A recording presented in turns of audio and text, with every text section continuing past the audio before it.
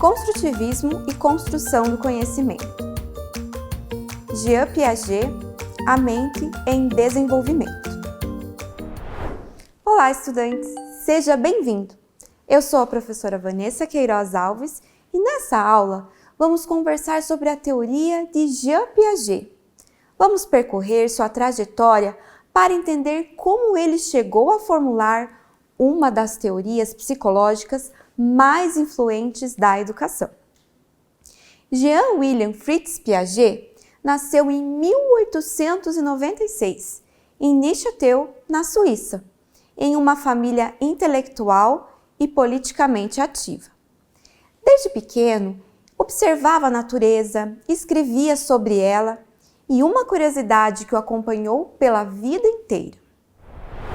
Você sabia que Piaget iniciou sua carreira estudando moluscos? Ele trabalhava em museus, investigava seres vivos e publicava artigos antes mesmo da vida adulta. Essa bagagem biológica moldou profundamente sua visão sobre o conhecimento como algo vivo, orgânico, em constante crescimento. Não por acaso, seu grande desejo era criar uma teoria biológica do conhecimento. Mas em que momento um biólogo decide investigar a mente humana? Piaget começou a trabalhar no laboratório de Alfred Binet, onde aplicava testes de QI e analisava respostas das crianças. Foi ali que ele percebeu algo intrigante. As respostas erradas das crianças não eram erros aleatórios, mas padrões de pensamento. E isso acendeu a faísca para a criação do seu método de pesquisa. Piaget que teve 3 filhos, Jacqueline, Lucienne e Laurent, que também foram seus primeiros participantes de pesquisa. Ele alcançou postos importantes, recebeu dezenas de títulos honoris causa e dirigiu o Escritório Internacional de Educação da Unesco. Um gigante intelectual. Mas afinal, o que Piaget queria descobrir? Ele queria entender como a mente se constrói. Sua teoria, a epistemologia genética, afirma que o conhecimento resulta da interação ativa entre o sujeito e o meio. Você já reparou como uma criança não aprende passivamente, mas sempre agindo sobre o mundo? Pois é exatamente esse o ponto central. Vamos imaginar juntos. Quando uma criança desenhava livremente e de repente precisa copiar seu nome do quadro, seu primeiro impulso é tentar encaixar essa novidade dentro do que ela já sabe fazer. Isso é assimilação, o novo tentando entrar no antigo. Mas e quando o que ela já sabe não é suficiente? Aí surge a acomodação. A mente se reorganiza, cria novos caminhos e aprende outra forma de agir. É como redesenhar o mapa interno para lidar com o inesperado. Vou dar um exemplo prático para que você possa entender melhor. Então, a criança é dotada de vários esquemas em sua mente, que são estruturas mentais ou cognitivas pelas quais o indivíduo se adapta e organiza o meio. Podemos fazer uma comparação com arquivos. Os esquemas são como arquivos que temos em nossa mente, que representam conceitos ou categorias. E aí vamos pensar que a criança já tem um esquema definido para nomear um animal cachorro. 4 patas, focinho molhado, maior que um gato. Mas aí acontece uma outra situação em um determinado dia. A criança se depara com uma vaca e ela tenta assimilar aquele animal nesse esquema que ela já possui de cachorro, pois possui as características que ela tinha no esquema. Ou seja, a vaca também tem 4 patas, nariz e também é maior que um gato. Mas aí o pai da criança diz: não, filho, isso não é um cachorro, isso é uma vaca. A criança então, confrontada com esse novo estímulo, precisa acomodar, ou seja, ela precisa criar um novo esquema para a vaca ou então modificar o esquema que ela já tinha. Isso se chama acomodação. Ocorrida a acomodação, a criança assimila o estímulo novamente e a assimilação, então, é sempre o produto final. Piaget ainda dizia que entre a assimilação e a acomodação há um movimento constante, quase biológico, a equilibração.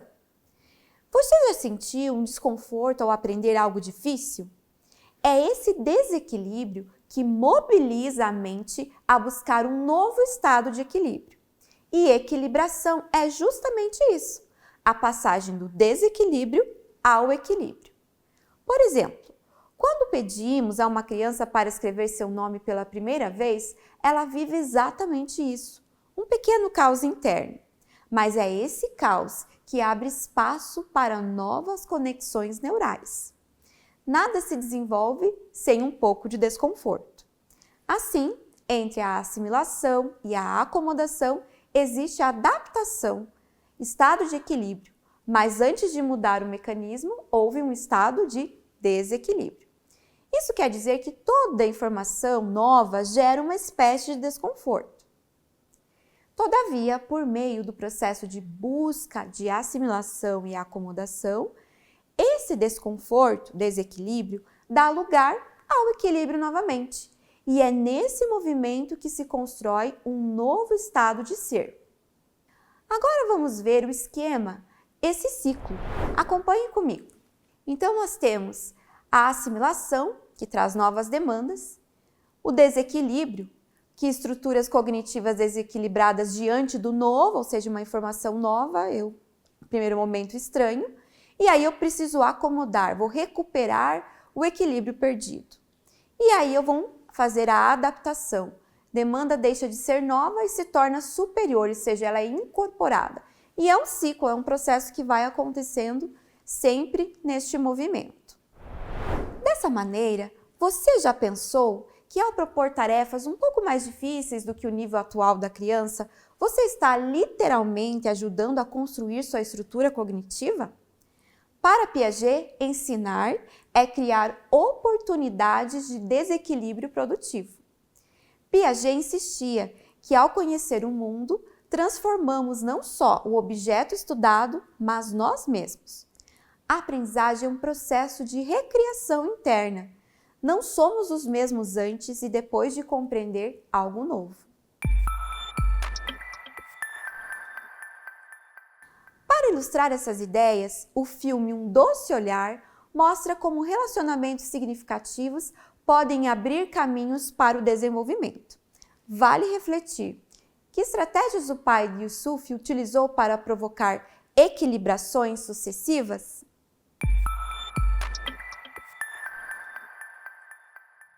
Você já percebeu como um bebê logo tenta interagir com o mundo? Este é o começo da construção cognitiva. Ele diferencia o seu corpo dos objetos, descobre que ações produzem efeitos e inicia sua leitura do entorno. Até os 2 anos, a criança aprende com o corpo inteiro. É o estágio sensório-motor. Móveis, água, música com gestos, obstáculos motores, tudo isso organiza a inteligência. Você já percebeu como bebês pensam com o corpo? E aí, dos 2 aos 7 anos, temos o egocentrismo, o animismo, a lógica ainda intuitivos. Por isso a criança acredita que a mesa que bateu nela é culpada. Esse é o estágio pré-operacional. Brincadeiras simbólicas, água, blocos e jogos simples estruturam essa fase. Para a criança, tudo é literal, imediato e profundamente conectado ao que sente. É comum frustrações intensas e isso ajuda a desenvolver a estrutura emocional e cognitiva da criança nessa fase. E como aplicar Piaget no cotidiano?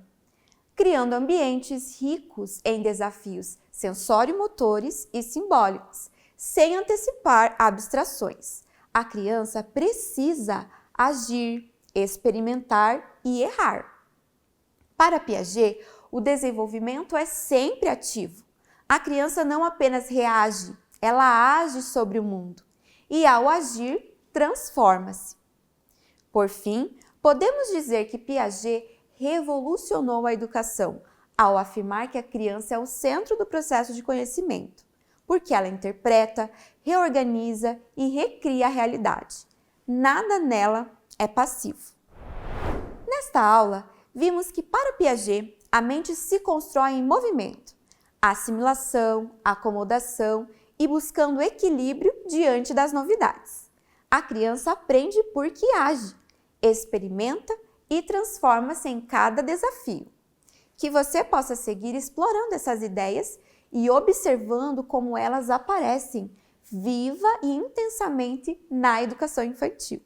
Bons estudos!